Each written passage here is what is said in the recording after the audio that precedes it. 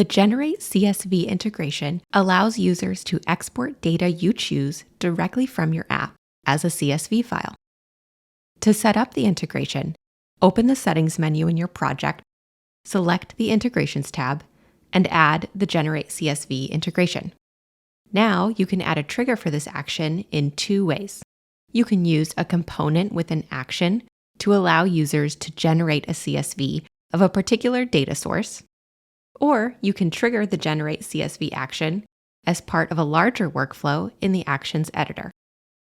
However you choose to trigger it, you'll need to let Glide know which data source to generate a CSV file from. If you like, you can specify which columns within that data source users can pull from. You can also rename columns directly from this screen. Choose where your app should store the link to the file that's generated. Finally, create an open link action connected to your file location column so users can access the CSV file for download. Now, both you and your users can easily generate CSV files from your data through an accessible interface right in your app. To learn more about all the possibilities with integrations, check out our full guides over at glideapps.com/learn.